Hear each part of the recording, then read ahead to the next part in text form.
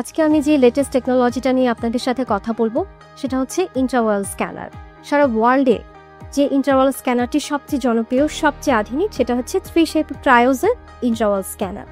আসলে ইন্ট্রাওয়াল স্ক্যানার দিয়ে আমরা কি করি? আধুনিক যে ডিজিটাল ডেন্টিস্ট্রি, সেটার জন্য আমাদের ইন্ট্রাওয়াল স্ক্যানারটা খুবই গুরুত্বপূর্ণ। একসময় এরকম হতো যে মুখে দাঁতের মেজারমেন্ট নেওয়ার জন্য আমরা যে মেডিসিনগুলো ব্যবহার করতাম সেগুলো পেশেন্টের জন্য অনেক সময় খুবই ডিসকমফোর্ট হতো। পেশেন্ট এগুলো নিতে চাইতো না, পেশেন্টের জন্য এগুলো পেইনফুল হয়ে যেত।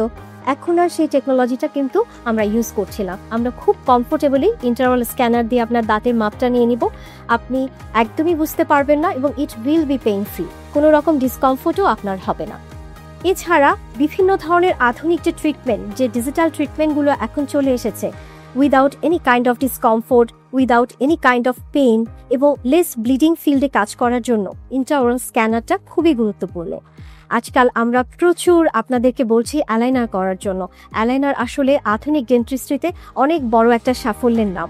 অ্যালাইনার করতে গেলে আমাদেরকে অবশ্যই ইন্ট্রাওরাল স্ক্যানার ব্যবহার করতে হবে।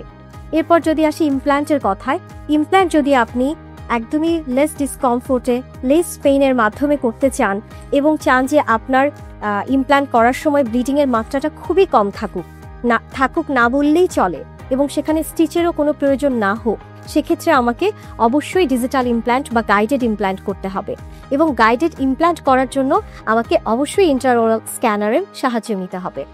এরপর আসে মেটাল ফ্রি ক্রাউনের ব্যাপারে। আমরা যখন দাঁতে ক্যাপ দিব, সেটা যদি আমরা মেটাল ফ্রি চাই, এবং আধুনিক ডেন্টিস্ট্রিতে মেটাল ফ্রি ক্যাপটাই আমরা অ্যাডভাইস করে থাকি। এটার নানান সুফলতা আছে সেই কারণে। এবং এই মেটাল ফ্রি ক্রাউন বা জিরকোনিয়া ক্রাউনের জন্য অবশ্যই আমাকে ইন্ট্রাওরাল স্ক্যানার ইউজ করতে হবে। এরপর যদি আমি স্মাইল ডিজাইনের কথাও বলি, যেটা এখনকার যুগে খুবই জনপ্রিয় একটা ব্যাপার, স্মাইল ডিজাইন, সেটার জন্য আমাকে কিন্তু ইন্ট্রাওরাল স্ক্যানার ব্যবহার করতে হবে।